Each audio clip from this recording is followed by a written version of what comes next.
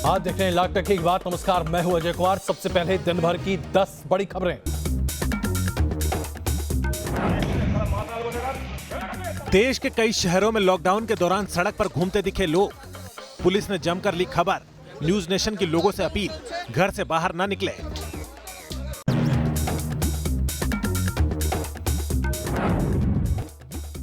कल से 27 मार्च तक पूरा यूपी होगा लॉकडाउन। सीएम योगी ने कहा, जरूरी हो तभी घरों से बाहर निकले, अफवाहों से रहे दूर।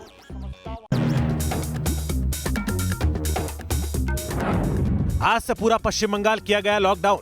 कोरोना के चलते सीएम ममता बनर्जी ने किया ऐलान। हिमाचल में भी लगा कर्फ्यू। देश में कोरोना के मरीजों की संख्या 550 के पार। नोएडा में एक और शख्स में कोरोना की पुष्टि। महाराष्ट्र में कोरोना मरीजों की संख्या बढ़कर हुई 107। रात 8 बजे देश को फिर संबोधित करेंगे पीएम मोदी। कोरोना संकट पर राष्ट्र के नाम कुछ बातें साझा करने की कही बात।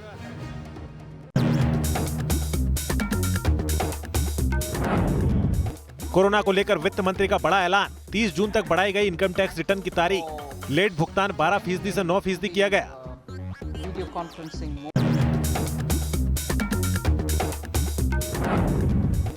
शाहीन बाग में धरना खत्म कराने के बाद स्थानीय लोगों में दिखी खुशी। पुलिस वालों का किया सम्मान। कहा, धरने की वजह से हो रही थी परेशानी।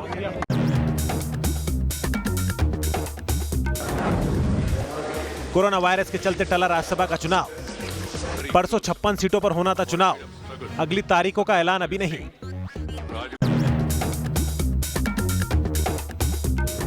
पाकिस्तान में कोरोना वायरस से बिगड़े हालात। मरीजों का इलाज कर रहे डॉक्टर की भी कोरोना से मौत। ईरान और इराक से लौटे मरीजों का कर रहे थे इलाज।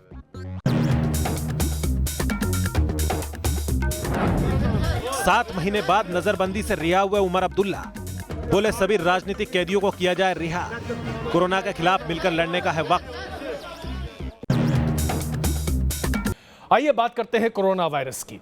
कोरोना वायरस जो कि हजारों लोगों की जान ले चुका है, दुनिया भर में फैल रहा है। और जिस तरह से यह संक्रमण फैल रहा है, WHO ने स्पष्ट तौर से कहा है कि इतनी तेजी से फैलने वाले किसी भी सांक्रमिक बीमारी के बारे में अभी तक किसी को कोई जानकारी नहीं थी। अब यह स्पष्ट हो चुका है कि इस वायरस से निपटने के लिए या लोहा लेने के लिए वैक्सीन कम से कम 11 महीने बाद मिल पाएगा। लेकिन हां, कुछ ऐसे रिसर्च सामने आ रहे हैं जो ये उम्मीद जतला रहे हैं कि अब अगले 1.5 हफ्ते से 3 हफ्ते के भीतर कोरोना को खत्म करने की दवाइयां मिल सकती हैं।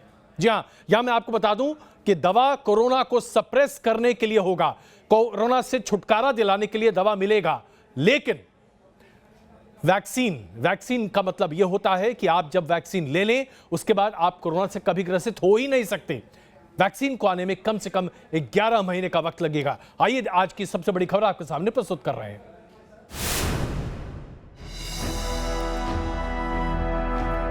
दुनिया पर कोरोना संकट गहरा रहा है। हजारों लोग अपनी जान गंवा चुके हैं और लगातार कोरोना अपनी गिरफ्त बढ़ा रहा है। इस बीच कोरोना की दवाई और वैक्सीन खोजने का मिशन भी युद्ध स्तर पर जारी है। उम्मीद है कि वैज्ञानिकों की यह कोशिश बहुत जल्द रंग लाने वाली है। अमेरिका में जहां वैक्सीन का इंसान के शरीर पर परीक्षण किया जा चुका है, वहीं दूसरी ओर कई भारतीय दवा कंपनियां इस खतरनाक वायरस की दवाई बनाने में लगी हैं। दावा किया जा रहा है कि वैज्ञानिकों ने कोरोना वायरस से लड़ने वाली 69 दवाइयों की पहचान कर ली है। 2 दर्जन दवाएं पहले से ही परीक्षण में है, जबकि मलेरिया के इलाज में इस्तेमाल होने वाली दवा क्लोरोक्वीन के भी ठीक परिणाम सामने आ रहे हैं। वैज्ञानिकों के मुताबिक कुछ दवाइयों का उपयोग पहले से ही अन्य बीमारियों के इलाज में किया जाता रहा है। बताया जा रहा है कि रिसर्च करने वालों ने कोरोना वायरस के जीन पर एक असामान्य अध्ययन किया है, जिसे SARS-CoV-2 कहा जाता है। ये जीन फेफड़े की कोशिका को संक्रमित करता है और उसके लिए इस वायरल प्रोटीन को रोकने की जरूरत है, जो कोरोना को बढ़ावा देता है। नई स्टडी में वैज्ञानिकों ने कोरोना वायरस के 29 जीनों में से 26 की जांच की है, जो वायरल प्रोटीन का उत्पादन करते हैं। दावे के मुताबिक ऐसी दवाइयों की पहचान की है जो इंसानी प्रोटीन पर भी असर करती है, जो कि कोरोना वायरस को मानव कोशिकाओं में प्रवेश करने से रोकती है। बताया जा रहा है कि सूची में एंटीबायोटिक्स भी शामिल है, जो प्रोटीन बनाने के लिए उपयोग किए जाने वाले सेलुलर मशीनरी को कम करके बैक्टीरिया को मारते हैं। उन दवाओं में से कुछ मानव प्रोटीन से जुड़ी होती है। हालांकि अभी सभी दवाइयों का तेजी से टेस्ट किया जा रहा है। ताकि इसके 100% परिणाम को पुख्ता किया जा सके। लेकिन रिसर्च के दावों पर यकीन करें तो साफ है कि बहुत जल्द पूरी दुनिया को ऐसी दवाई मिल सकती है जो घातक कोरोना को खत्म करने में मददगार हो सकती है। T news nation. उम्मीद की किरण बाकी है और इसीलिए हम आपके सामने उम्मीद से लबरेज होकर इस खबर को प्रस्तुत कर रहे थे। लेकिन इन जैसे लोगों का क्या किया जाए जिनको अब हम आपके सामने दिखाने जा रहे हैं। ये सिर्फ हिंदुस्तान के दुश्मन नहीं है, ये मानवता के दुश्मन है। ये वो लोग हैं जो प्रधानमंत्री के आह्वान को भी नहीं मानते। ये वो लोग हैं जो लॉकडाउन का मतलब नहीं समझते। सड़क चौराहों पर खड़े होकर गप मारना इनके लिए सबसे बड़ी बात है। कोरोना वायरस के संक्रमण से बचने के लिए प्रधानमंत्री ने पूरे देश के सामने आह्वान किया है कि आप घर में रहें, अपने आप को सुरक्षित रखें, परिवार को सुरक्षित रखें, अपने आस पड़ोस को सुरक्षित रखें। लेकिन आइए अब आपको दिखाते हैं ये ऐसे लोग जो अपने आप को कहते तो हिंदुस्तानी हैं, लेकिन ये हिंदुस्तान के दुश्मन हैं, ये देशद्रोही हैं, ये मानवता के खिलाफ काम करने वाले लोग हैं जिन्हें अब हम आपके सामने दिखा रहे हैं। ये लोग समाज के दुश्मन हैं। इनकी पिटाई हो रही है। इन्होंने जो जुर्म किया है उसकी सजा उससे भी ज्यादा मिलनी चाहिए, क्योंकि ये लोग उन 130 करोड़ हिंदुस्तानियों के दुश्मन हैं जो आज कोरोना से मुकाबला करने के लिए घरों में कैद हैं। ये तस्वीरें पश्चिम बंगाल के 24 नॉर्थ परगना की है। यहाँ लॉकडाउन के बावजूद कुछ लोग सड़क पर टहलने निकले। कुछ लोगों ने अपनी दुकानें खोल ली। अब पुलिस इनका इलाज नहीं करेगी तो फिर क्या करेगी? पश्चिम बंगाल के ही कुछ बिहार में जो दुकानें खुली थी उन्हें पुलिस ने बंद करवा दिया।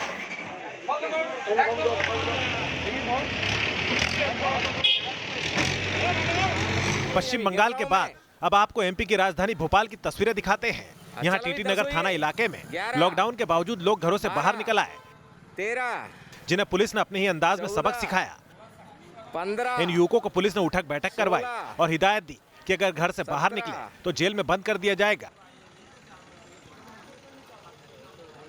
वहीं धार जिले में भी कुछ लोग घर से बाहर निकले तो उनकी पुलिस ने जमकर खबर ली। पुलिस ने डंडे मारे और घर भेज दिया।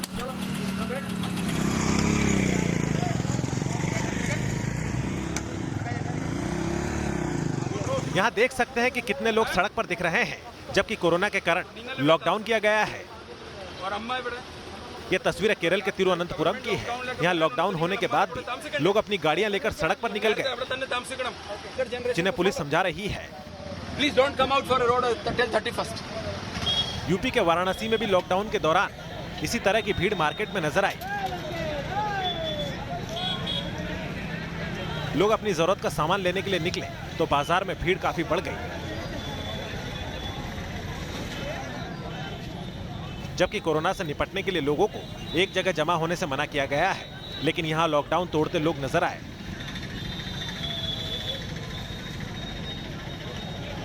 ऐसे में पुलिस ने सड़क पर निकले कुछ युवकों को अपने तरीके से सजा भी दी।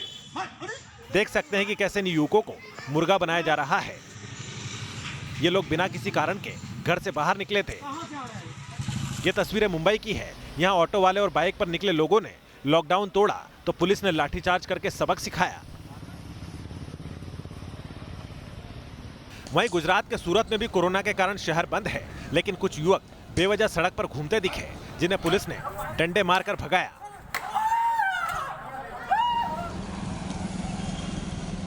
पुणे के एपीएमसी मार्केट में भी काफी भीड़ नजर आई, जिसे हटाने के लिए पुलिस को सख्ती दिखानी पड़ी। T news nation. और आइए अब आपको ले चलते हैं शाहीन बाग। पुलिस ने यहां पर जबरन प्रदर्शनकारियों को हटाया और उसके बाद पूरी सड़क को खाली किया। लेकिन कमाल के लोग हैं साहब, मानने को ही तैयार नहीं है, अभी भी प्रदर्शन करने के लिए पहुंच रहे हैं। जनाब, प्रदर्शन जरूरी है या आपकी सेहत? आप अगर कोरोना से संक्रमित होंगे तो न जाने कितने हजारों लोगों को संक्रमित करेंगे। क्या इतनी मोटी बात भी आपको समझ में नहीं आती? सीएए का विरोध करते करते क्या आप इतने जाहिल, गंवार और किंतु विमूढ़ हो चुके हैं कि आपको इस बात की समझ नहीं है कि एक आपदा के समय आपका क्या आचरण होना चाहिए? आप हिंदुस्तानी हैं या वाकई में पाकिस्तानी हैं?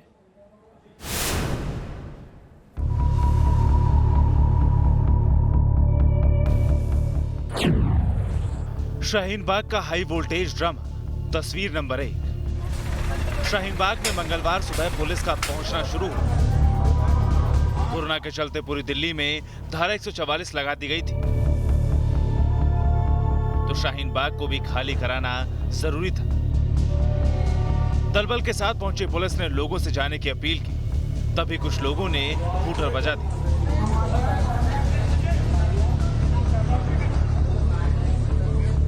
हूटर शाहीन बाग में लोगों को जुटाने का तरीका है। जब जब हूटर बजाया जाता है तो लोग जमा होने शुरू हो जाते हैं।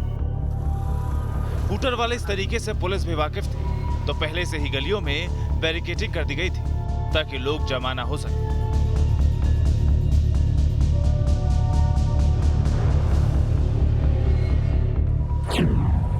शाहीन बाग का हाई वोल्टेज ड्रामा, तस्वीर नंबर 2।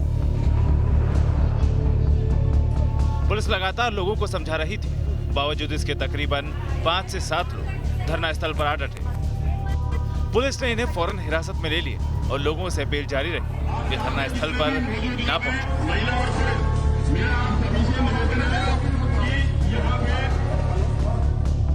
कुछ देर तक सब शांत रहा।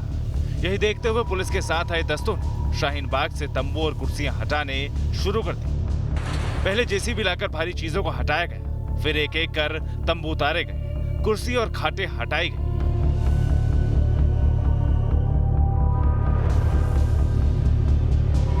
इस समय में स्थिति और गंभीर हो गई थी, क्योंकि ये यहाँ पे एसेंशियल सर्विसेज का मूवमेंट होना है। ये रोड बड़ी इम्पोर्टेंट रोड है। मेडिकल का अगर कोई मूवमेंट होना है तो उस सब के लिए ज़रूरी था कि ये धरना, और ख़ास तौर पे यहाँ के लोगों के लिए। शाहीन बाग का हाई वोल्टेज ड्रामा, तस्वीर नंबर 3। तंबू हटाने के बाद ही शुरू हुआ हाई वोल्टेज ड्रामा। अचानक शाहीन बाग से लोगों का एक जत्था बाहर आ गया और ये लोग बार बार हिरासत में लिए लोगों को छोड़ने की आवाजें उठाने लगे। पुलिस ने भी बताया कि धारा 144 का उल्लंघन कर रहे थे, लेकिन भीड़ के सिर पर मानो उन्माद सवार था। भीड़ पुलिस की सुन नहीं रही थी। पुलिस वाले फिर भी लोगों को समझाते रहे ताकि हालात काबू से बाहर ना जाए। हम चले जाएंगे, जिन लोगों को डिटेन करा उनको छोड़ दें। शाहीन बाग का हाई वोल्टेज ड्रामा, तस्वीर नंबर 4। शाहीन बाग में भीड़ मानने को राजी नहीं थी। ऐसी भी बातें सामने आई कि भीड़ में शामिल लोगों ने पत्थर जमा करना शुरू कर दिया। ऐसे में पुलिस ने स्थानीय RWA और सिविल सोसाइटी से बातचीत शुरू की। आखिरकार लोग माने और पीछे हटे, जिसके बाद पुलिस ने आगे की कार्रवाई को अंजाम दिया। शाहीन बाग का हाई वोल्टेज ड्रामा, तस्वीर नंबर 5। शाहीन बाग से जमा भीड़ हटने के बाद पुलिस ने पूरे धरना स्थल को सैनिटाइज करना शुरू कर दिया। धरना स्थल के एक एक इंच हिस्से पर सैनिटाइजर्स और केमिकल का स्प्रे किया गया, ताकि अगर कोरोना संक्रमण का कोई भी हिस्सा हो तो वो शाहीन बाग से हटाया जा सके। शाहीन बाग से वाजिद अली के साथ रवानुल्लाह खान, न्यूज नेशन। लेकिन ये दुर्भाग्य है हमारा कि हमारे देश में कुछ ऐसे लोग हैं जो क्या कहा जाए उनके बारे में।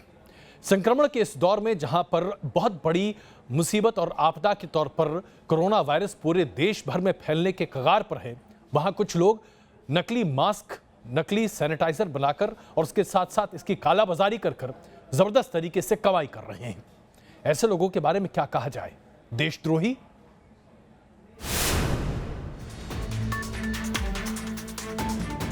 महामारी से बचाने के लिए मास्क और सैनिटाइजर की मांग बढ़ी तो इसकी कालाबाजारी भी बढ़ गई।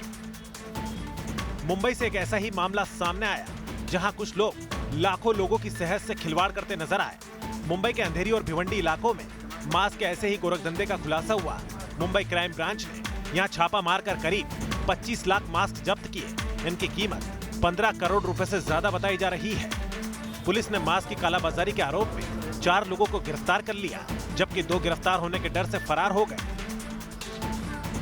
25 लाख मास्क महेश देसाई सीनियर किया है, उसकी पूरी जो टीम है उन्होंने उसको जब्त किया है। आज करीबन 25 लाख मास्क में से N95 के करीबन 3.25 लाख मास्क हैं और बाकी अलग अलग क्वालिटी के मास्क के करीबन ये पूरे जो मास्क हमने यहाँ पे जब्त किए उसकी करीबन कीमत 15 करोड़ रुपए है।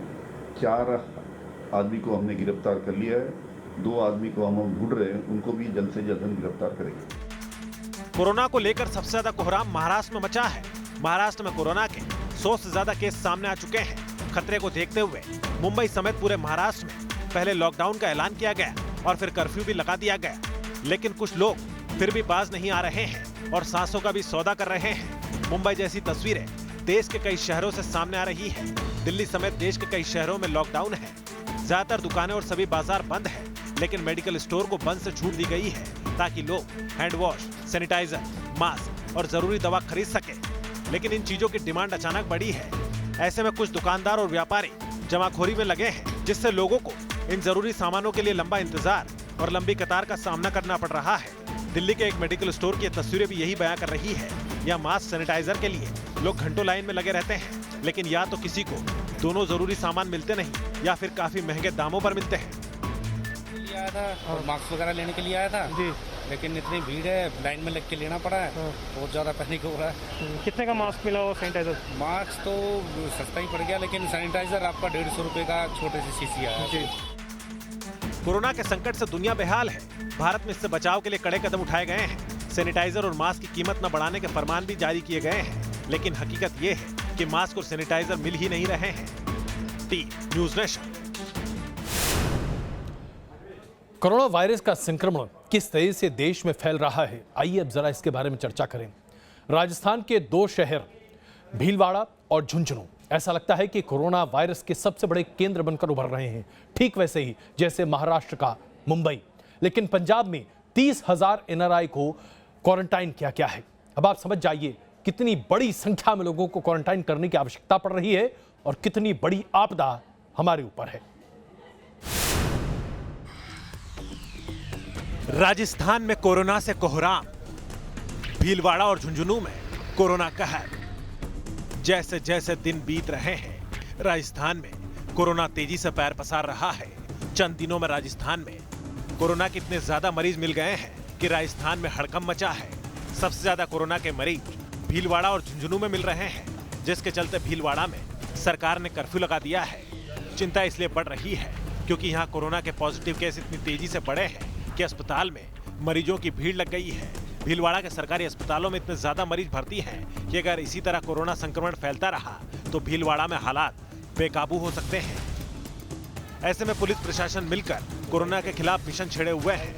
ऐसे लोगों के बारे में जानकारी जुटाई जा रही है जो लोग कोरोना पॉजिटिव लोगों के संपर्क में आए होंगे। शहर में 1300 मेडिकल टीम 4 लाख से ज्यादा लोगों का सर्वे कर रही है। अब तक 56,000 से ज्यादा घरों में सर्वे किया जा चुका है। 127 सैंपल्स जो हैं अब तक हमने भेजे हैं, उसमें से 13 पॉजिटिव आए हैं, 56 नेगेटिव आए हैं और 58 की रिपोर्ट पेंडिंग है। शहर में हमारी 300 सर्वे टीम है जो करीब 4,25,000 जो शहर की पॉपुलेशन है, प्रोजेक्टेड पॉपुलेशन, उसका सर्वे कर रही है। कोरोना के संक्रमण को रोकने के लिए भीलवाड़ा में 5 दिन से कर्फ्यू लगा हुआ है। बावजूद इसके लोग घर से बाहर निकल रहे हैं, जिन्हें रोकने में पुलिस लगी है। भीलवाड़ा शहर के अंदर हम लोगों ने 20 तारीख से कर्फ्यू लगाया हुआ है और इस कर्फ्यू की पालना कराने के लिए पुलिस पूरे प्रयत्न कर रही है। जनता को भी पुलिस का और प्रशासन का सहयोग करते हुए अपने घरों में रहने की अपील की जा रही है। भीलवाड़ा ही नहीं, झुंझुनू में भी हालात खराब है। यहाँ इटली से आए 3 लोगों में कोरोना का वायरस मिलने के बाद अफरा तफरी मच गई। इसके बाद कई और केस भी सामने आ चुके हैं, जिसे देखते हुए झुंझुनू पुलिस ऐसे लोगों की तलाश कर रही है जो कोरोना के संदिग्ध मरीज हो सकते हैं। राजस्थान ही नहीं, पंजाब के हालात भी चिंताजनक है। टेंशन इसलिए ज्यादा है क्योंकि पिछले 1 महीने में पंजाब में विदेशों से काफी लोग आए हैं। जानकारी के मुताबिक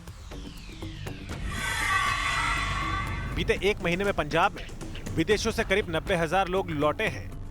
मतलब 1 महीने में ये लोग न जाने कितने लोगों के संपर्क में आए होंगे और अगर इसमें से एक भी कोरोना का पॉजिटिव मरीज होगा तो सोचिए किस तरह से पंजाब में कोरोना का शिकंजा कस रहा है। T news nation.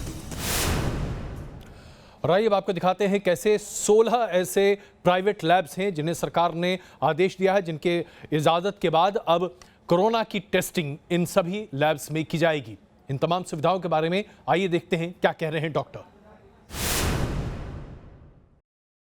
हमारे साथ बातचीत करने के लिए एम्स के डायरेक्टर डॉक्टर रणदीप गुलेरिया मौजूद हैं। डॉक्टर गुलेरिया, हम जिस फेज से इस वक्त गुजर रहे हैं कोरोना की, इसको कैसे आप देख रहे हैं? आपने WHO के साथ भी मीटिंग की, कैसे मॉनिटर कर रहे हैं, क्या स्थितियां इस वक्त मानी जाए?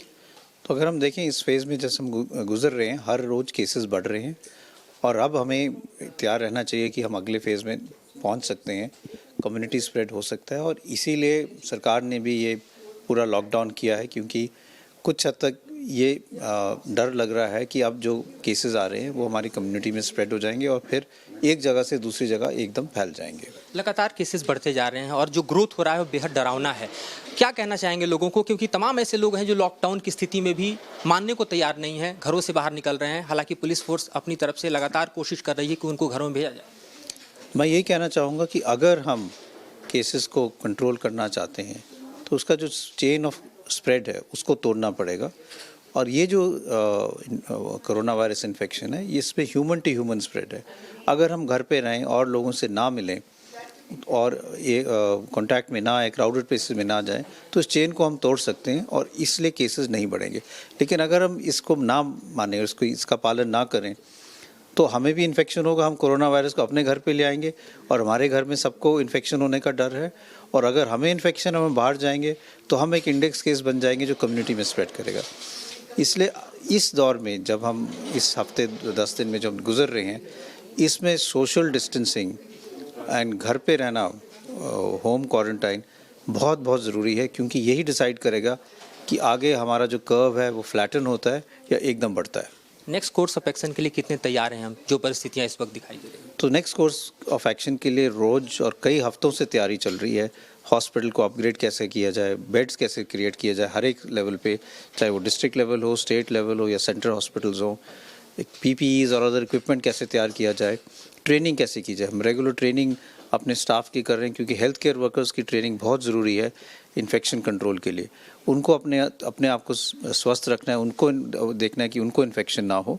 इसकी ट्रेनिंग रेगुलरली चल रही है और मेरा ये मानना है कि अभी भी हमें इस पे आगे ट्रेनिंग रेगुलरली करने की ज़रूरत है। आखिरी सवाल की कई मेडिसिन की बात हो रही है, हाइड्रोक्लोरोक्विनिन की बात हो रही है और भी मेडिसिन की बातें हो रही हैं, क्या ये फिजिबल है?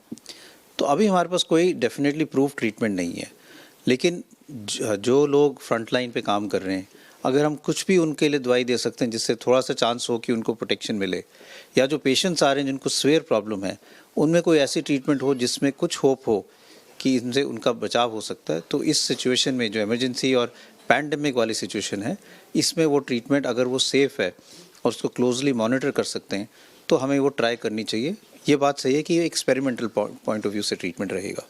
धन्यवाद। तो जाहिर तौर पर स्थितियां विषम हैं और लोगों के लिए सिर्फ और सिर्फ यही सलाह है कि अपने घर में रहें, लॉकडाउन को फॉलो करें ताकि ये कम्युनिटी स्प्रेड न हो सके। बड़े सतुराज के साथ मधुरेंद्र कुमार, न्यूज़ नेशन, दिल्ली। लाख टके की बात में आज के लिए बस इतना ही। लगातार देखते रहिए न्यूज़ नेशन।